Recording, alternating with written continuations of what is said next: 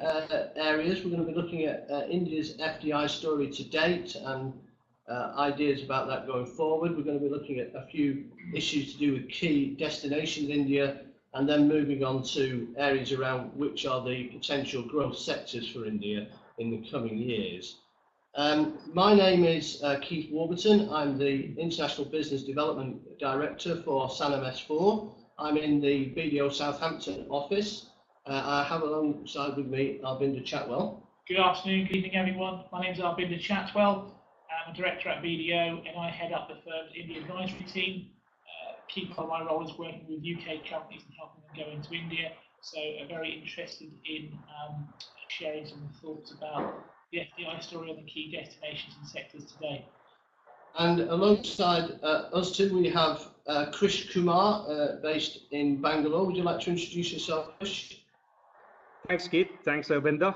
At Sannam S4, I head research and partnerships, and we provide pre-market based entry research for companies looking to invest in India.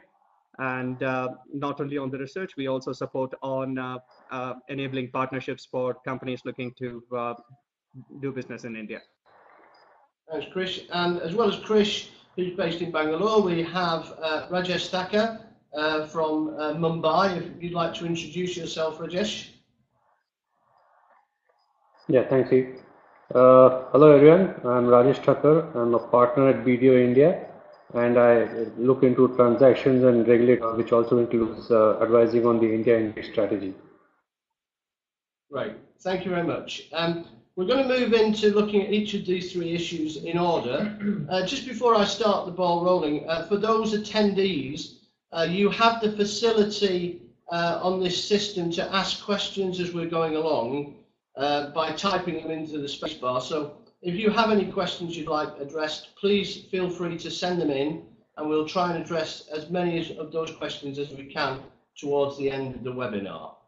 But I'm going to start trying to drill into some of these issues now. I'm going to start off by looking at India's FDI story. And I think as we move through, we'd like to look at the changing landscape in India's FDI post the Modi election. But in order to set some kind of historical context for this, I just wondered, Krish, if you could talk a little bit about FDI from a historical perspective. I know that things have not necessarily been straightforward in the past with regard to issues around FDI. Yeah, thanks, Kate. I think let me turn the attention to the slides to give a bit of historic perspective. What we have looked at is the kind of gross FDI and the equity inflow that has come into India. And we have taken the time period from 2008, 2009, going up to the current year. In this year, we have even looked at the FDI inflows between April to June 2015. Mind you, that's about the time we have a newly elected government that has come into power.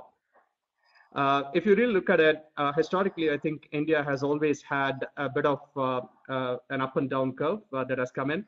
But what we would like to point attention to is that while we have had a significantly high amount of FDI that was registered in 2011 and 12, we have lost a bit of momentum in the subsequent years.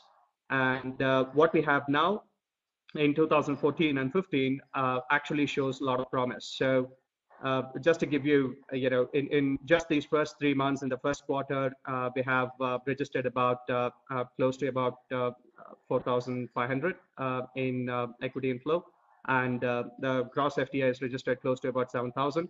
And we are looking to see as to how best we can reach a number of 28 or 30 million, and this is in sterling pounds, mind you.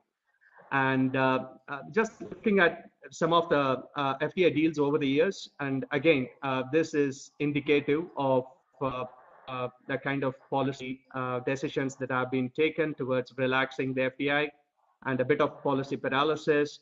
But if you really look at what has happened is that 2010, 11, there are a lot of proposals that have come in, and then you see the number of proposals actually going down in 2011 and 12, and then subsequently you see just a handful of proposals which are the kind of key deals, really big deals we are talking about. And then 13-14, thanks to multi-branded retail FDI announcement, we have had at least IKEA come in, but everybody else, the kind of big deals we are talking about is in the airlines industry. But if you look at 2014 and 15, and this is remarkable, and these are some of significantly high value of FDIs which have come in over the last few months. And this tells you the story in terms of what it has been and what it is now. And just on the last end of it, I think we once again take a look at the number of proposals that have been received and the number of proposals that have been approved. I think the trend in 2014 and 15 is definitely better than what it used to be in previous years. So again, why are we talking about this? India has to compete for FDI with the BRIC countries and even the Southeast Asian economies. The FDI sentiment has always been something which is bullish. In fact, the Indian rupee has had a free fall over the last couple of years. It is now seen to be stabilizing. The current government which has come in, it is literally looking at the FDI policy matters differently, but the previous government we had a lot of policy flip-flops. I think we can talk about the FDI announcements in the retail sector, and there has been lack of clarity in retrospective tax cases. I think anyone who looks at India and FDI stories are obviously looking at Vodafone and the Nokia kind of tax cases which are yet to be resolved. And also, there used to be the stage where different ministries and departments have been talking at cross purposes, and there has been a sense of a total paralysis at the policy level. Now, this definitely used to be some of the historical context, as Keith, you put it, and these have been some of the factors which have been troubling foreign companies which are looking to come into India. Over to you, Keith. Great. Thanks for that, Krish. Just given the change of the elections, and it will be good to get a feel for the sentiment in India. How high on the agenda is this in the new government, Rajesh? And in particular, what kind of changes have you seen so far? Yeah, see, the new government has been elected primarily with the agenda of reviving the growth potential of India, which has kind of seen a degrowth in the last couple of years for certain reasons, as Krish already mentioned earlier. So since the election of the new party, we have seen a lot of change in the way the world is looking at India now. It is also evident from what the Prime Minister has on the agenda. If I were to take the recent visit to Japan, the scheduled trips of the Chinese Premier, followed by the US trip. So the government is very clear in its intention to say we mean business, and there are various steps which are going to be which are already taken by the new government, as well as which are proposed, and all of this put together is going to see a great revival in the way you will see India in the coming years. And to give you an example, we've already seen some kind of liberalization in the FDI rules for some of the sectors. And the government is also looking at easing the way business is being done. Business will be carried on in India. So these are the things which the government is very keenly watching and wanting to kind of take the right steps for the foreign investors to come and do business freely. Over to Arbinder. Great, thank you. Yeah, and I think that we've been monitoring these changes very closely from the UK, and it's all very promising. But I think it would be fair to say, Chris, that historically there have maybe been a few false dawns where we thought that the FDI rules were going to change, but then there's been flip-flop, as you put it. Why do you think it might be different this time around?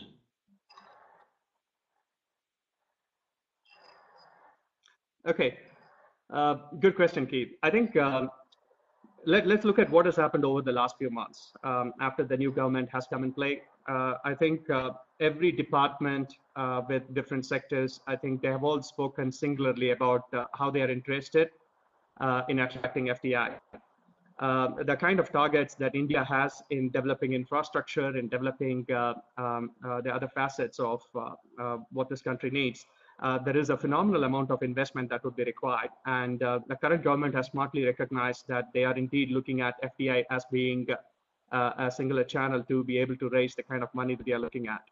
So what is different? So if you see, I think the way with which the agencies meet together to be able to look at the proposals, and I think the delays that have been there in terms of clearing the proposals, I think those things have come down.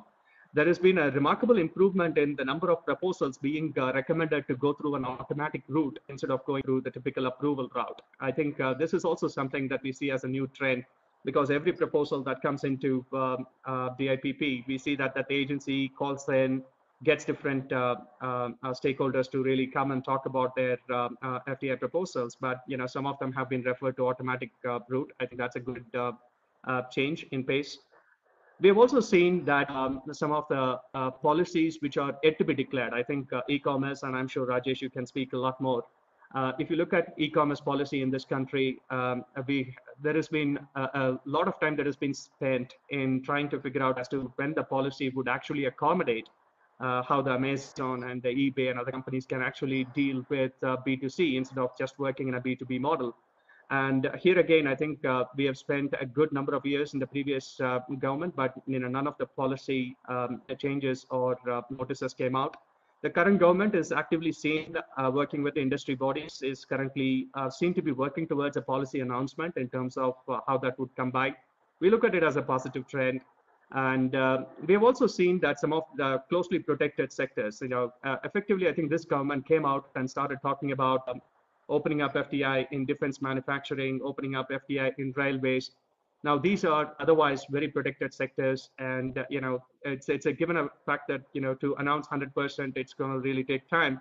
But I think the fact that we are still talking about it, and the fact that it has been advertised to have policy relaxations or even the FDI cap being improved from what is 49% or even 100% is itself the change that we are all wanting to see here. Over to you, Keith. No, thank you for that, Krish. From my perspective, I'm seeing a lot of appetite and a lot of change in FDI from a defence and manufacturing perspective. But I wanted to get your views, Rajesh, on which sectors do you see relaxing further in the medium term? Two clear sectors where I see the relaxation coming in is one, as Krish mentioned, on the e-commerce, because there is a cultural shift in the way business is done in India, especially from e-commerce front. So we've seen some transactions lately as far as e-commerce in India is concerned. So I see a clear relaxation or some kind of policy announcement on that by the government. Second is the insurance sector, which again was something that was awaited in the recent budget, but I guess that sooner or later that is also going to be something which is going to take top priority for the government, and some announcements on that sector as well. So these are two primary sectors where I see a lot of action happening in the near future. Okay, so that's great. Thanks, Rajesh. So if I could just sum up what we've kind of said there on FDI, I think what we're saying is that yes, historically, there have been some problems around movement in FDI regulations in India. There have been some policy changes which have maybe resulted in negative sentiment towards India, and we saw that reflected in the figures you showed, Krish. But since the new government has been elected with a substantial majority, that we're seeing definite movement, positive movement in this FDI area, and that not only have we seen some real signs of improvement, but that we're looking into the medium term that there will be even further movements in FDI liberalisation. So I think it's a question of keep a close eye on it and watch this space. What I'd like to do now is I'd like to move on from FDI and start to look at some of the regional issues around India. And Arbinder and I in the UK, we spend a lot of time discussing India with our client base, companies from a number of sectors. And when they're looking at India, there are a number of issues that come into their mind about how do they penetrate the Indian market, how do they make a success of it. But I think one of the things that phases Western companies sometimes is just the sheer size of India. It's a big place. And I think the question they ask quite often is, where do you start with India? It's just so big. I'm a bit daunted by that. So I don't know if you've got any advice you would give to companies who are looking at India as a market in terms of regionality, cities versus countryside, etc. Chris. Yeah, Keith, let me take that. We actually have worked on a slide that talks about what it means to look at some of the destinations that receive top FDI. Anyone who knows some of these top cities in India would say that it's going to be no surprise to them that Mumbai and Delhi, Chennai and Bangalore are about top destinations which receives FDI the FDI destinations. So what we have done in this chart, actually the one that you are looking at, is that not only have we said that historically starting from 2011-12 to what it is right now, we have actually marked out as to whether the FDI that has come into these different cities have either increased year on year or has it gone down. So that is something which is good to really note.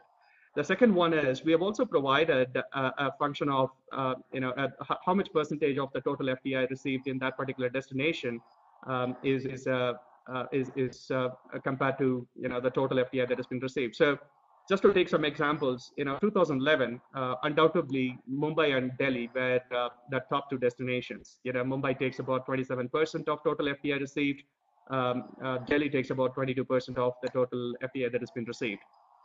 Now, if you were to quickly look at what is happening in 2014 and 15, you will see that Mumbai's FDI that has been received has gone down to 14%, and Delhi has gone down to 18%. Now, you can talk about how these destinations, or what are the kind of reputations that each of these cities have, because, people tend to really look at Chennai as being a destination for automotive industries. Delhi is quite often talked about as the destination for telecom and Mumbai for financial services. But then the reality is, when you look at all the top FDI destinations, we know that one or the other, most of the industries have this ability to look at the top tier cities. Now, the question that you asked, Keith, is that how does one go about? So when someone is interested in coming to India, so are they going to then follow everybody else by saying that, let's just look at the top tier cities, that look at the urban cities, and, should they just, consider to be their location when they come into the country? Now, that's where, at both BDO and Sannam S4, we offer the location attractiveness study, primarily because, one needs to really look into what is the mode of operation, what kind of business-based strategy, market entry strategy that one chooses. And then you also need to clearly understand whether you need to be in tier 1 city or should you look at tier 2 or other cities which have equal capabilities, and also where the state government offer local incentives in terms of making sure that a foreign business can come and business in India. Could be a local manufacturing unit or could be an export unit. And so one needs to really assess as to what these cities have to offer. And as with everything else, you've got to understand what are the advantages, what are the price benefits, what are the incentives, and most importantly, if there are any direct disadvantages that one needs to look at when really looking at all these different cities and the way with which their FDI history has been. So all I can say is that the destinations may not be as straightforward as you can see, but these are some of the top FDI destinations in tier 1 cities. I just want to expand on that, Krish. I think it's really interesting, sat here in the UK, a lot of the tier 1 metro cities, Mumbai, Delhi, Bangalore, as you highlighted on that slide, always appear to be the preferred destinations and the first port of call for companies looking to go into India. But Rajesh, I wanted to get your thoughts on, is that the right answer? Is that where you should start? Is that the easiest place to start?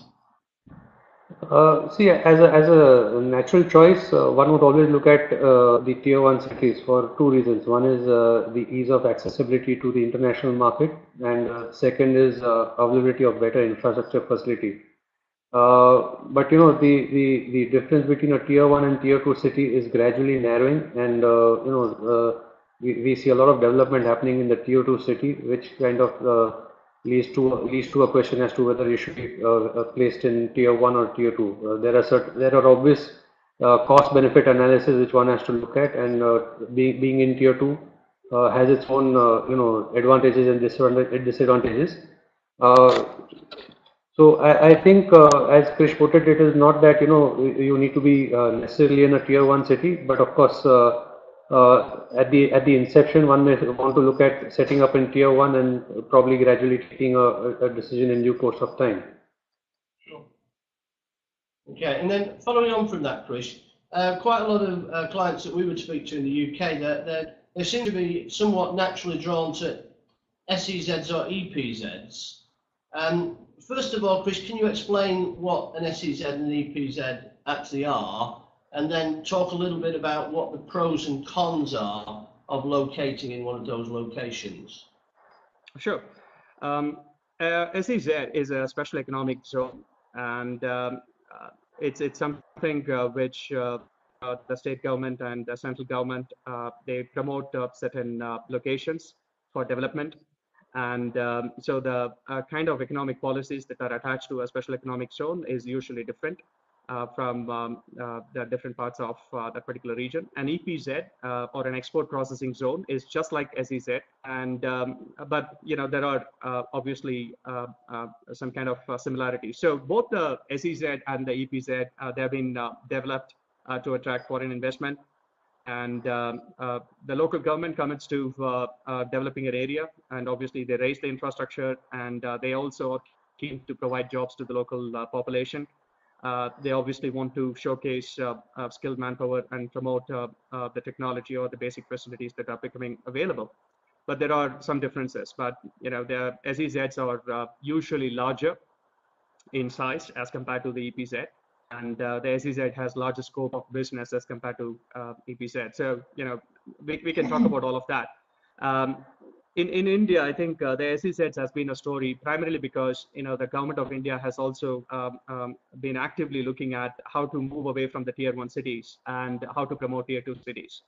And when you look at some of the individual states, these states have obviously been promoting some of the tier 2 cities. And there has been a good set of FDI indicators again, where investments have come into the tier 2 cities, primarily because of a special economic zone or an export processing zone that has been set up. I think the manufacturing sector has definitely benefited a lot. And of course, the SEC also has a lot of affinity towards trading and services-based sectors. And in India, I think when anyone has to look at manufacturing capability, I know the first thing they look for is, whether to look at an already existing special economic zone or an export processing zone. And then they actually then look at, what's going to be the raw materials, what are going to be the incentives provided by the local government, are there any tax breaks that are provided, and the ability to, import goods, and what happens when the finished product needs to be exported out of India. So you look for all those incentives when you are set up in a SEZ or in a EPZ, but not so when you are in other areas where you have to, obviously consider your business model as being different. Right. So what's clear from that last slide as well is there's a significant level of regional disparity there. What's the Modi government doing about kind of breaking some of those barriers, and are there any opportunities there for Western companies looking to enter India on the back of that? Yeah, I mean, as I mentioned earlier, there is a lot of focus now on the tier 2 cities, on the development of the tier 2 cities, and to attract industries over there. One example which one can give is the Delhi-Mumbai Industrial Corridor, which is kind of running across 6 states, namely Maharashtra, Delhi, Haryana, Rajasthan, Gujarat. It's a project worth $100 billion, which the government is looking to kind of develop over a period of time, and certainly we'll see a lot of progress, the development around in these 6 states, which will mean that there is going to be a lot of development in the interiors as well.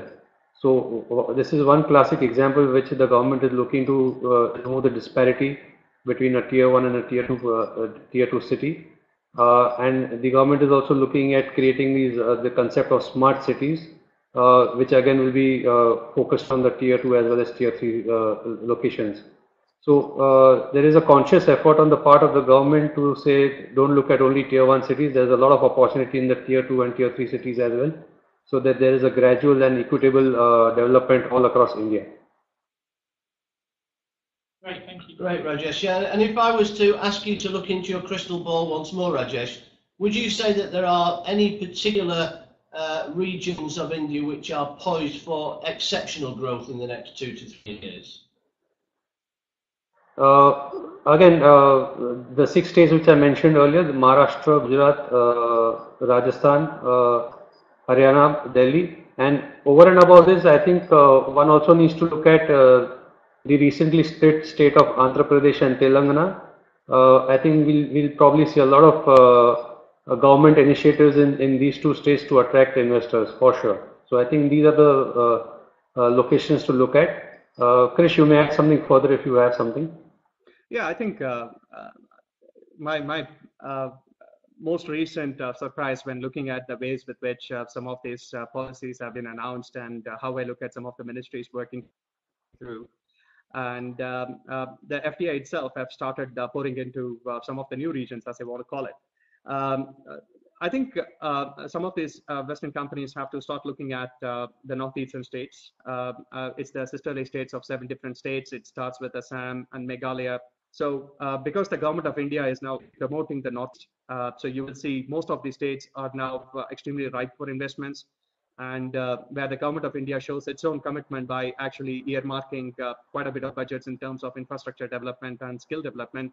At the same time, you will see that some of the incoming FDIs in a few particular sectors, especially from the construction and also in power and metallurgy, I think these investments are moving towards these. So that's a region to watch out for. I think of the other states that you talked about, I think we've also been noticing a really high level of investment that's happening in the state of Rajasthan. Because of its neighbor, Gujarat, which is drawing out a lot of investments in the power sector, in the chemical sector, and in the pharma sector. Rajasthan has also become slightly more attractive, especially to the power and the pharma sector. So that's definitely one other state that I would add to the watch list. Great, thanks. That's some really interesting stuff there. And I think just to summarize, yeah, India it's a huge place. And I think any company, before they really start to attack the Indian market, doing some real due diligence, some in-depth research on where the best place to start is really critical. And certainly for Arbinder and I, if we look at people that we work with in the UK and beyond, one of the big mistakes that people often make is that they really don't put the upfront effort in to make sure that they start properly in the right place. So as much work as you can do there up front is really helpful. Yeah, and I think just to add to that, Keith, I think for me also is you can't underestimate doing that diligence up front, because it's very difficult to retrospectively kind of change from when you're in one particular state to another. So I think it's just, I can't emphasize enough to that research up front. Yeah, and it's certainly a message that we try and push in the UK when we're talking to clients. Okay, so let's move on to our third topic, which is issues around top sectors receiving FDI and just this whole sector issue. So I'm going to start off with a really basic question, Krish. Which sectors in India are hot at the moment? Yeah, again, I have to turn to the charts to give you the perspective about historically what are the sectors that have received top investments. So if you look at the slide which is there in front of us, you would see that the services, construction, telecom, IT, these are some of definitely the top sectors which have been receiving FDI. Again, there has been a bit of a change which is coming in, where of late we are seeing that there is more and more investments that are coming into pharma, auto, chemicals, power, and metallurgical. So if you were to really line up the top 5 and the top 10 sectors, then we are definitely looking at these sectors, which have definitely received lots and lots of FDI in the last few years, and also even considering the kind of FDI that have been registered between April and June this year. I think that's really interesting, because you say what sectors are hot and you pick 10, and I think that's quite an indication that there's a lot of hot sectors there. There's a lot of work to be done. But I'm conscious we've asked you guys to gauge into your crystal balls a number of times today, but not just now, but which sectors do you see gaining more prominence in the next 2 to 3 years? So I'm going to start with you on that, Rajesh.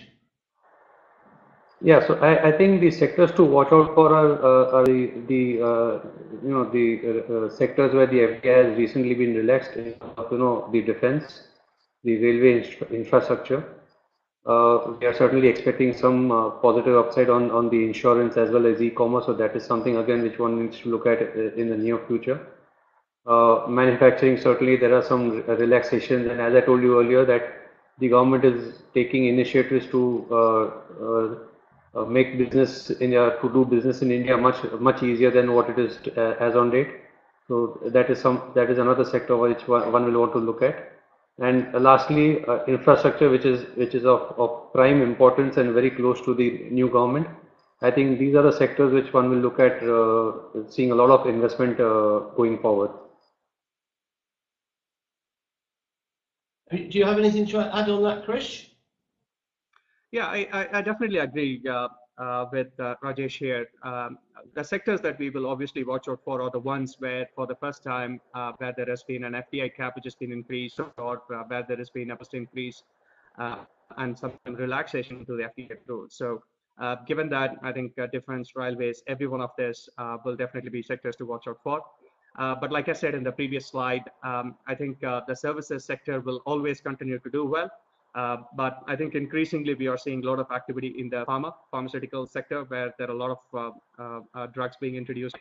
And we will also see a lot of movement coming in the power sector. So these are two additional sectors that I can just place it here.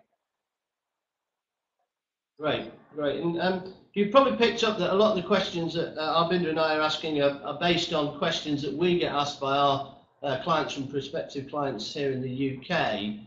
And one of the issues that comes up quite often is that there is quite a number of sectors in India which are fairly closely government linked.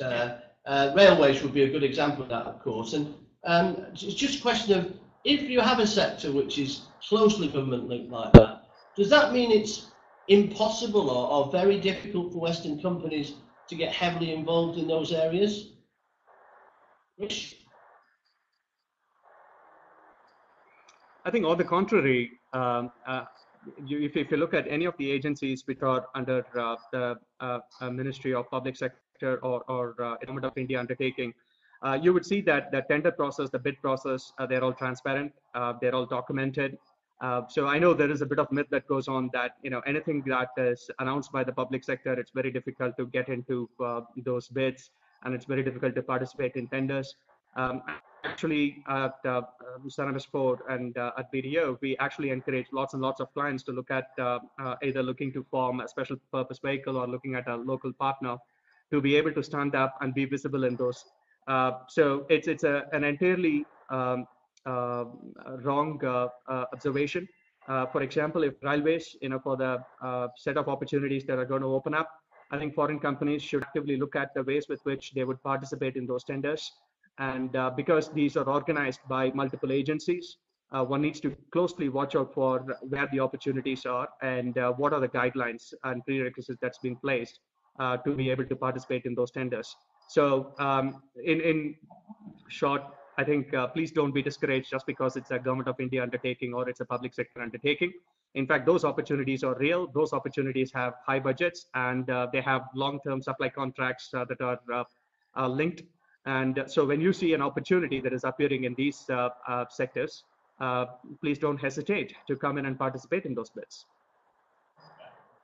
I suppose just building onto that, looking at the railway industry, etc., you can't help but notice when you land in India, one of the sectors where, when you compare it to China, there's a lot of investment needs in there domestically is around infrastructure. But what are some of the blockers in foreign businesses investing in the Indian infrastructure industry, and how can we benefit more from that?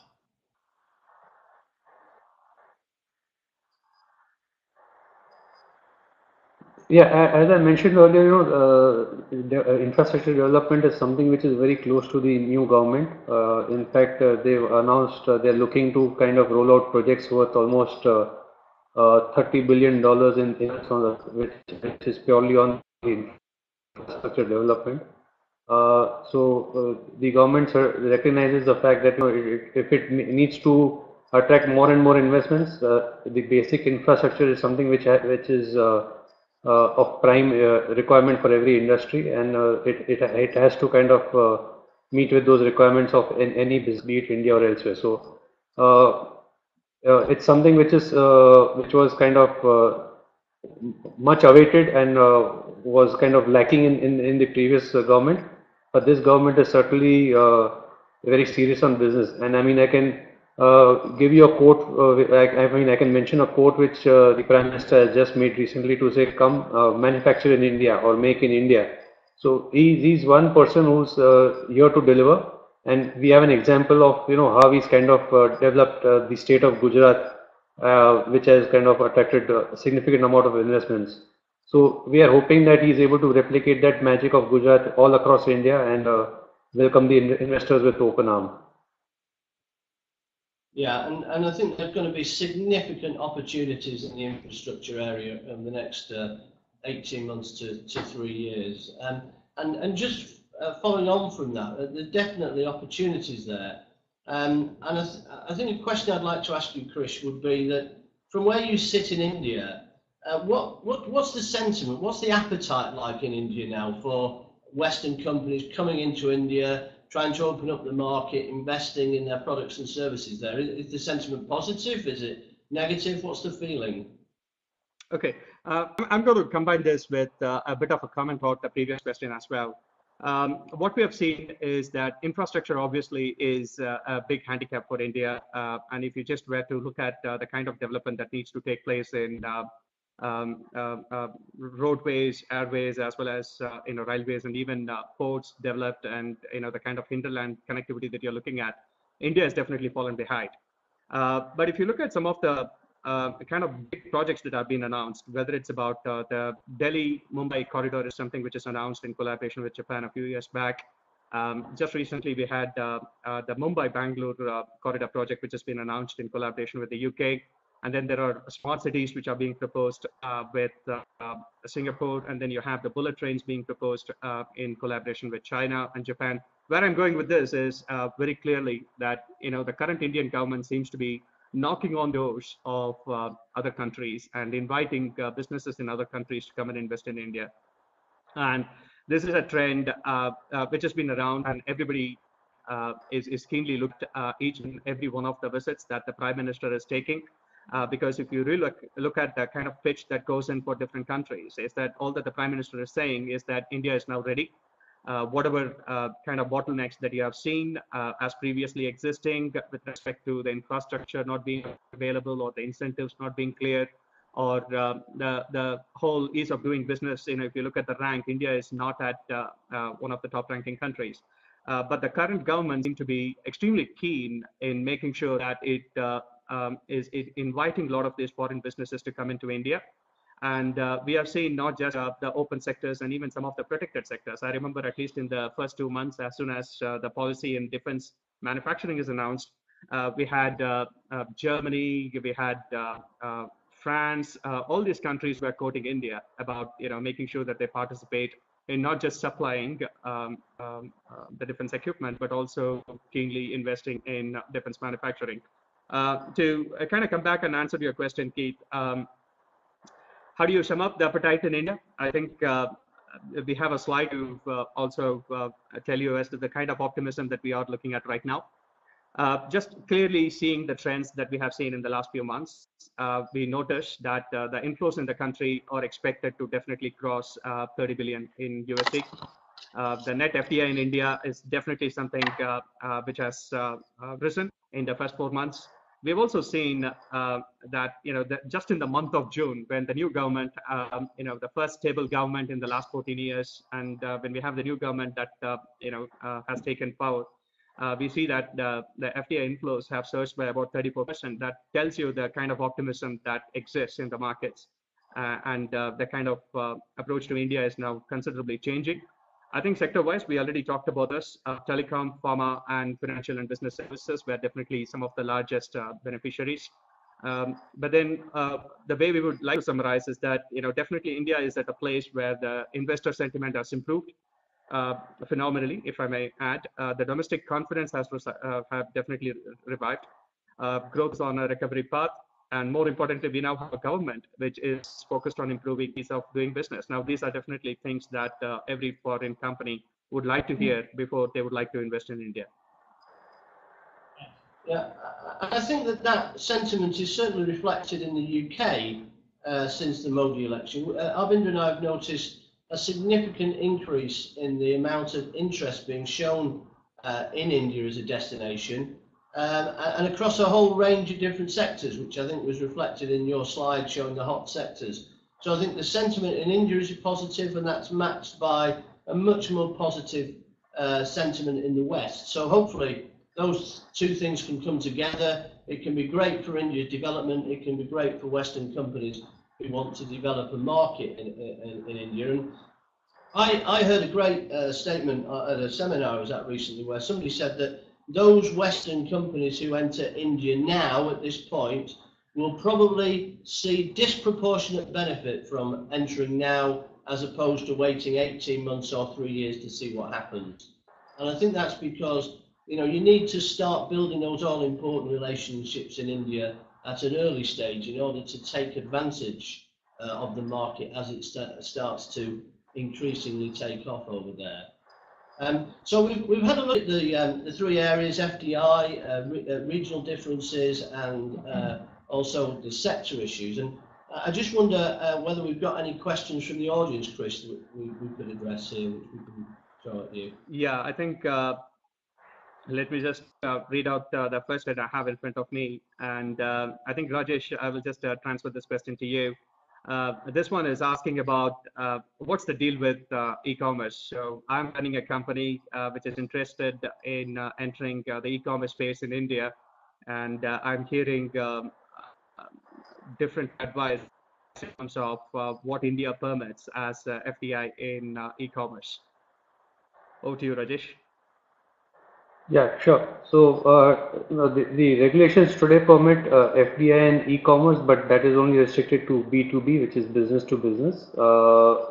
FDI e-commerce related to retail is certainly something which is expected very soon, and probably we are hoping that in the next 6 to 12 months there should be some announcement on that front. So currently the regulations permit that in case you are if you are in e-commerce and you are into B2B business, the FDI up to 100% is allowed under the automatic route without any intervention.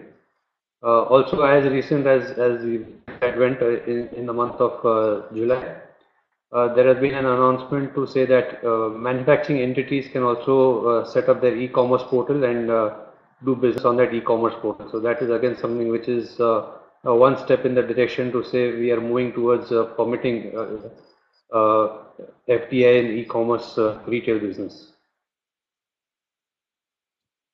Okay, thank you for that. And I think the second question goes about the special economic zone and the export processing zone.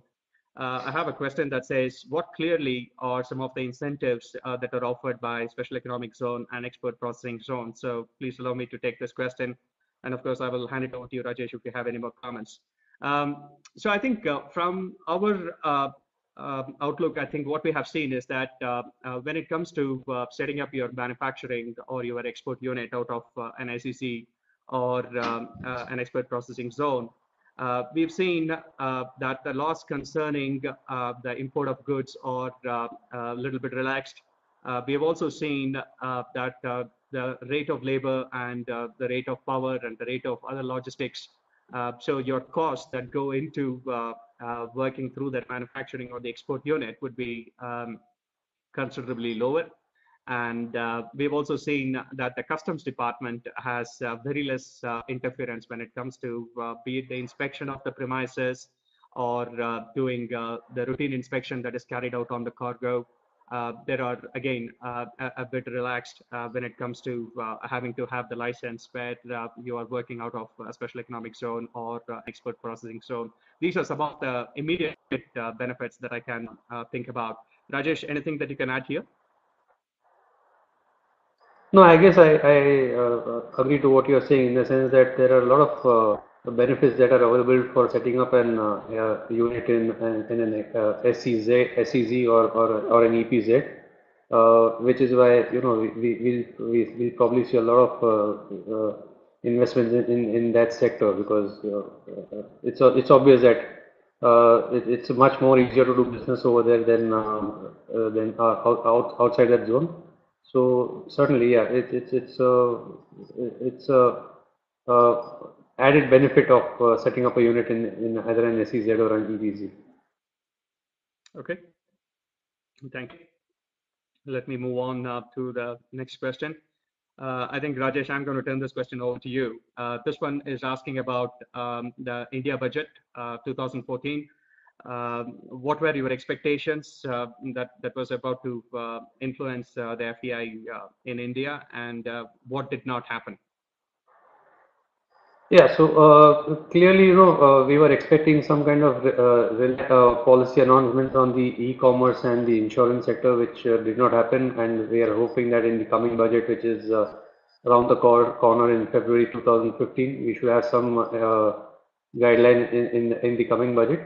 Yes, but on the other hand, the policy announcements as far as defense and railway infrastructure is concerned, that was also something that was expected, and the government did play a positive role in these two sectors. So it was a mixed bag, to be honest, but I think it was just 45 days for the new government to have come in when they rolled out the budget. So maybe I think they did what they consider the best at that point of time, and we are hoping that come February 15, we'll see a lot of more positive announcements by the government. Okay. Thank you, Rajesh.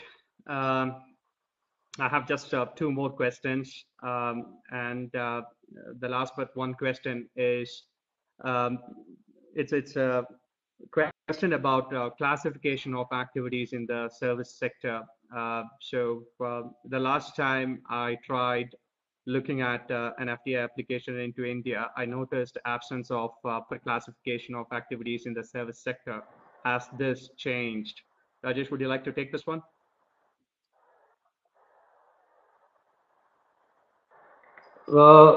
See, I mean, as far as the classification is concerned, earlier the government was following the NIC codes of 1987, which obviously, if you now look at what is happening in 2014, the NIC codes are in a way kind of outdated, or need a relook, and therefore they had published the new NIC code in 2008, which though were out in 2008 but not being used by the government in that sense. But as recently as a couple of months ago, the government has announced to say that for the purpose of classification, now we need to look at the NIC code of 2008, which I think is far more in line with the business model today than the NIC code of 1987. So yes, the government again has kind of appreciated or acknowledged the fact that they need to look at new and modern rules, and not just kind of stay to what was announced in the 20 or 30 years ago. Okay, thank you, Rajesh. I think if I had to add a comment there, as we had seen previously, services sector has been a major contributor to India's GDP, and is definitely one of the attractive sectors for FDI in India. However, there has been a bit of ambiguity in classifying activities, and it is continuing to trouble the investors. I don't think we have answers that straight away says that everything is different now, but all I can say is, just like what Rajesh mentioned, there has been some action towards classifying some of these codes, and hopefully we have a resolution in place. Okay. Moving on to the last question. So this one is about the single and multi-branded retail in India. The question goes like this. So FDI in retail has had much flip-flops, but after announcing 100% FDI in single retail, and of course the flip-flops in multi-retail, has India really received applications or people even looking to come into India and retail? So Rajesh, let me have a go at this, and then I'll turn it over to you. Yeah, so single branded retail, I think ever since it has been announced to the relaxation that has been announced to 100% ownership, there has been a good movement, and we have seen lots and lots of retail entities who have actually set up in India. We have a lot of high profile brands which have come into India, and we know what has happened in the past, and we can just tell you about some of the upcoming single retail branded trading licenses which are about to be granted. So we see Burger King, which is operating on one such application. Victoria's Secret is operating on a license request. Tiffany, they are looking at it. We have Old Navy, Bluefin Spa, American Apparel. So there are lots and lots of applications which are being positively considered when it comes to 100% FDI in single branded retail. On the multi-branded retail, of course, I think one of the biggest comments that have come in so far is that other than IKEA, we don't have anyone who is a remarkable participant in the multi-branded retail. That's not entirely true. While IKEA is definitely one of the winner deals that we are all looking at, we have also seen some kind of a shake-up between Bharti Walmart group. So Walmart has successfully gotten out of the Bharti joint venture, and they are preparing themselves to be a fully owned subsidiary. And of course, they have already set up the marketplace. But this is something that they are looking at as to how to benefit that. So while it is easy to clearly call out a multi-branded retail or a single branded retail being really problematic, and of course, there are a lot of flip-flops and a lot of state government, we will allow it and we won't allow it.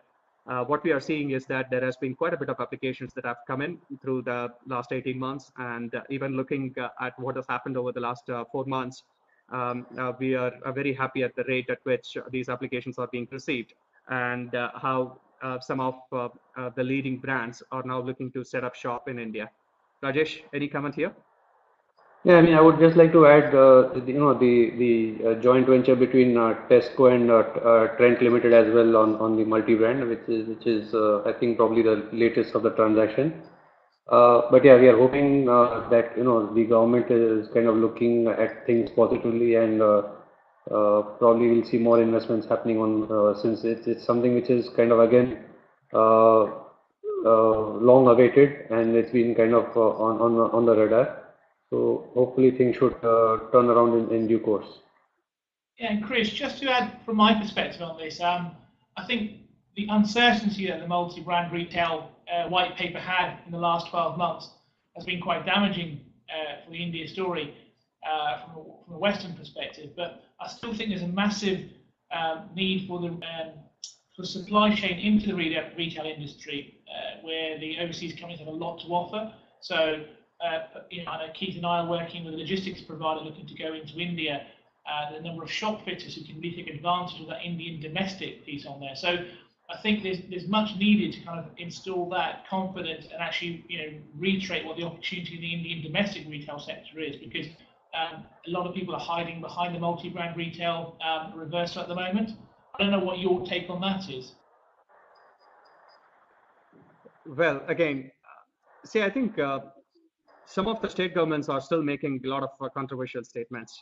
So, it is easy for someone to get confused when it comes to the multi-branded retail, whether it's allowed or not allowed. But some of the proposals that we have seen that are coming through have actually started yielding results, with Maharashtra as being a state, and likewise we have a few other states in which the multi-branded retail is actually started yielding results. I think we need to very keenly look at what is preventing these businesses from coming in, because if you really look at the way with which the multi-branded retail announcement came upon, they talked about a minimum investment of $100 million in US dollars. They talked about having to only set up shops where there is a population of 1 to 5 million. They talked about job provisioning opportunity. They talked about a local sourcing. They said, let's take IKEA, for example. IKEA is renowned for the products they bring into the market. But when you have a constraint that say 30% of all products that you sell in your stores must be locally sourced, that changes the way with which you would operate in India. On a case-to-case basis, we do have some of these kind of prerequisites being relaxed. We have seen the kind of investments that you would make into cold chain or any other kind of backward integration that has been relaxed. Even the local sourcing clause has been relaxed in some of the deals. So all I can summarize and say is that as much as it looks difficult, we do have a few of these proposals that are being considered positively, and soon enough we will have some case studies that we will all talk about. Right, thank you. Thanks, Krish. So I think just to summarise, I think thanks very much, Krish and Rajesh, for your input. I think we've had some really great information there, and what it says to me is that India is on the move. that the sentiment is very positive, and there's a lot of opportunity in what is going to be undoubtedly one of the largest markets in the world. And we really believe on this side of the table that now is the time to be looking at India. If you're not looking at India at the moment, now's the time to start, because there are huge opportunities there for companies with good products that they can get over there and attack the Indian market with. I hope to the delegates who are listening here that this information has been useful. Following on after this webinar, we will of course send you additional information, the slides, answers to some of the questions that have been asked by the delegates as well. And both Sannam S4 and BDO, who have a significant track record of helping Western businesses to enter and exploit the Indian market to their benefit, we would really like to help you if you need any assistance, anything that we can do to help you before going into India, during your journey into India, on the ground in India. We'd be really pleased to hear from you. So from Arbinder and I in the UK, and from Krish and Rajesh in India, once again, everybody who is listening, thank you very much, and we will be running a series of these types of webinars, so we hope to welcome you again to a subsequent one. Thank you very much. Thanks, everyone. Thanks for this opportunity. Thank you, everyone. Look forward to joining you in the next webinar. Bye-bye.